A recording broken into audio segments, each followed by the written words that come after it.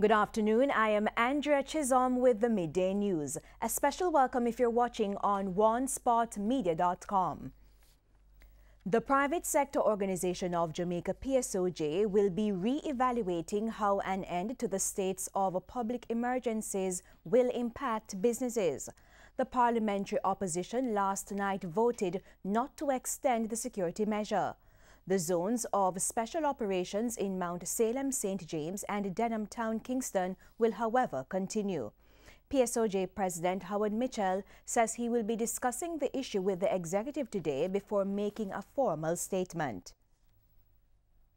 Meanwhile, there's outrage across the country following the decision by the parliamentary opposition not to extend the SOEs in St. James, sections of the corporate area and St. Catherine North. Details from TVJ's O'Shane Masters. I would not say as well. We're still having murders here and there. Mayor of Montego Bay, Homer Davis, is expressing disappointment with the parliamentary opposition's decision not to support the further extensions of the states of public emergency. On Tuesday, the People's National Party PNP voted against resolutions for the security measures to continue in St. James, the St. Catherine North Police Division, as well as sections of a corporate area when they expire next month.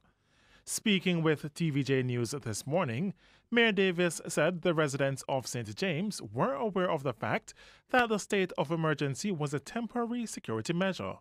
However, he believes now is not the time to end it. And I view the behavior of the opposition as very irresponsible, as very uncaring, and is out of touch with the reality in the parish of St. James. Since the outcome of Tuesday's vote, Mr. Davis says persons have been reacting with anger. Since last night, my phone, I've had several WhatsApp and text messages. My phone rings continuously. Persons from right across the parish. And let me be very frank, a scheme confined to a political party. PNP, JLP, no Ps are equally upset because people were beginning to feel a sense of security. They were beginning to feel a sense of relief. However, the House of Representatives has voted to extend the zones of special operations in Mount Salem, St. James, and in Denham Town in Kingston. According to Mr. Davis, the Jamaica Constabulary Force and the government will have to ensure that the achievements in St. James during the state of emergency will not be for naught. As the mayor of the city of Montego Bay, I am committed, and I can speak on behalf of the council that I lead, that we are all committed to having St. James remain a parish that offers safe, peace, and tranquil communities. But I'm only hoping that the security forces will look at their strategy and redouble their efforts not to lose the gains that they have gained over the last 12 months. O'Shane Masters, TVJ News. The executive director of the National Integrity Action believes that the revelations from the Auditor General's report on Petrojam has made the Petrojam scandal the worst in Jamaica's political history. The Major Organized Crime and Anti-Corruption Agency and the Integrity Commission are also investigating issues at the state-run oil refinery. Professor Trevor Munro was a guest on TVJ's Smile Jamaica this morning, where he pointed to similar breaches at Petrojam in the past, but nothing of this magnitude.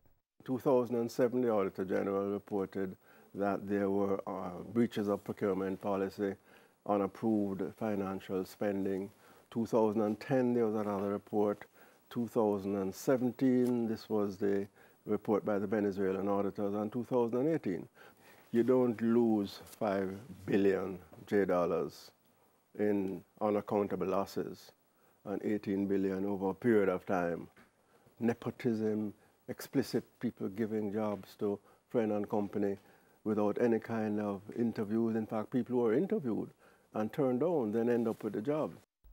Professor Munro says the two other investigations should answer some of the questions that were raised after the report was released. Not just follow the money, but follow the oil.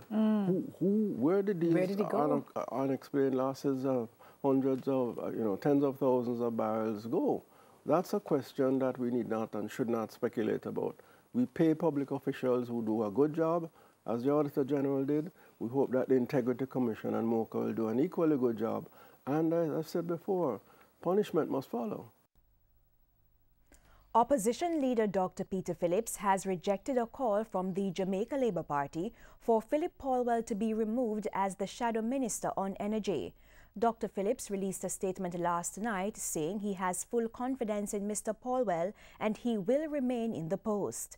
In a release yesterday, JLP General Secretary Dr. Horace Chang said there have been resignations at the ministerial and board levels arising from the Petroleum scandal. However, there has been no such accountability for Mr. Paulwell, who served as Energy Minister for 3 of the 5 years reviewed by the Auditor General. Dr. Chang also wants Mr. Paulwell to recuse himself from deliberations of parliamentary oversight bodies which are likely to review the Auditor General's report. Opposition Senator Floyd Morris is taking the Education Ministry to task as some schools are not accessible to students with disabilities. He says the country needs an inclusive education system which will eliminate the level of ignorance about persons with disabilities. Because the children who are in the school will understand that I might be blind, but it's just a small difference. They will understand that I am blind, but it's my eyes that are blind, not my brains. They will understand that I might be deaf, but it is my ears that are deaf, not my brains. And so I can function just as they are able to in the school system. He's also calling on the government to create a system in which persons with disabilities can have a seamless transition into the labor market. The government give a whole lot of incentive to private sector companies, Mr. Hammond. The fact of the matter is that what has to happen is that government has to now use these incentive mechanisms as a means of social engineering. And one of that social engineering is the employment of persons with disabilities. Government must start pegging the incentives that they give to the private sector to the employment of persons with disabilities. Senator Morris was speaking recently in Westmoreland at a public forum on disabilities at the Landilo Special Education Institute.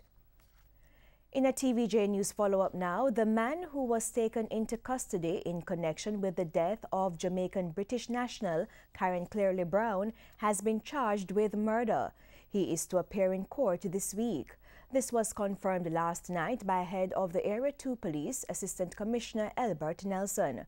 Mrs. Cleary Brown's decomposed body was discovered in a shallow grave at her house in Boscobel, St. Mary on December 3. It's reported that the suspect led investigators to where the body was buried. The executive of the Police Federation is to meet with the Finance Minister sometime today to convey their response to the new wage offer. The Federation's chairman, Arlene McBean, did not give details of the new offer, but some members say it's encouraging. The Police Federation has rejected several wage offers, insisting that the 16% increase over 4 years was unacceptable. And time now for a look at what's coming up in this evening's health report. This edition of the health report, we look at the flu. The symptoms usually include generalized fatigue, weakness, then they'll have muscle pain, headaches, and the cough and cold, along with fever. Like a few people may have, vomiting or diarrhea, but that's usually what happens. That's the health report this evening in Primetime News.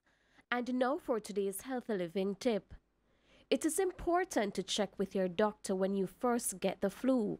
Also, call your doctor if your fever goes away and then comes back. You may have a more dangerous infection. You start having breathing or heart problems or other serious health problems. You feel sick and don't seem to be getting better. And you have a cough that begins to make thick mucus. And in news overseas, Conservative members of Parliament in Britain have triggered a vote of no confidence in Theresa May, plunging the Brexit process into chaos as colleagues indicated they no longer had faith in the Prime Minister to deliver the deal.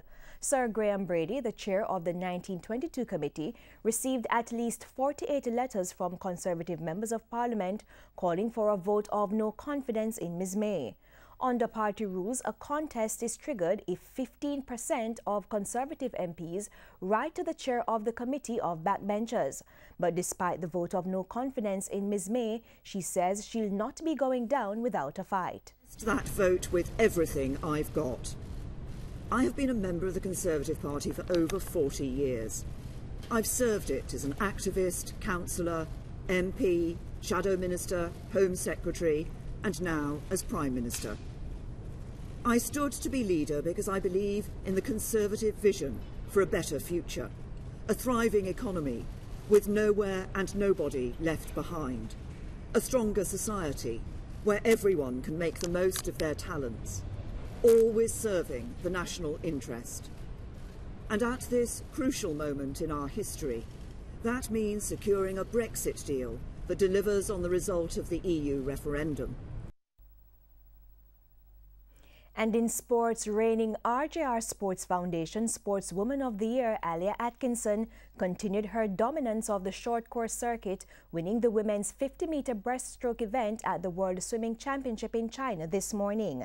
Atkinson, who turned 30 on Tuesday, sped to victory in 29.05 seconds, delivering on her favorite tags. Ruta Melitite took second in 29.38, while third went to Martina Carrero of Italy in 29.59. The win marked Atkinson's first hold on the short 50-meter breaststroke title, having won the silver in 2012, 2014 and 2016. Still in sports, Anthony Baba Nunes will be looking to increase his $1.5 million lead over 17-time champion trainer Wayne DaCosta in the race for the Trainers' Championship on Wednesday's midweek card at Caymanas. Nunes will saddle 8 runners to DaCosta's 6 on the 10-race program. TVJ's Denise Walters reports. After his 3-timer on Saturday, leading trainer Anthony Nunes will be looking to continue in the same vein and will be banking on Oaks winner Fairuz landing the open allowance contest, going 9 furlongs and 25 yards for a purse of $1.15 million, of which the first place gets over $600,000. The 3-year-old chestnut filly, who was withdrawn from the Diamond Mile to accommodate stablemate Big Daddy Cool, was an impressive winner at this level on September 29, beating the likes of DaCosta's Uncle Frank in this field also by 5 lengths in the Fontainebleau Trophy. Aside from Fairuz, who is the 8-5 second choice in the anti-post odds, Nunes also has 4-year-old chestnut gelding Ice Cold in the lineup, while DaCosta also has the 8-year-old campaigner Hovercraft. Meanwhile, in the future Joseph Armand Memorial Trophy, also going over the Circular 9 course, Nunes' Gioconda steps up to compete in non-winners of 2 company. The 3-year-old Dart Bay filly finally came good on December 1 and could do a repeat in the 7-horse field that includes overnight favorite Dina's Pride, Nuclear Lava, Luminous Power, Isotope, Desert Genius, and Cajita del Éxito. Nunes, who is looking to break DaCosta's 15 consecutive years of stranglehold on the Trainers' Championship with his first title, says it's far from over with 5 race days to go. As I told you, and I'm not changing. We're going to add it up December 31st, so we know what's going on. There's 5 more race days left and a lot of work ahead, and I certainly don't expect Mr. DaCosta to lie down and give it to me, so we're going to have to work each and every day. First post is 12 noon with live racing coverage on TVJ Sports Network. Reporting for TVJ Sports, I am Denise Walters. And that's the Midday News. I'm Andrea Chisholm. Do remember to join us at 7 for the Primetime News Package. On behalf of the news, sports and production teams, good afternoon.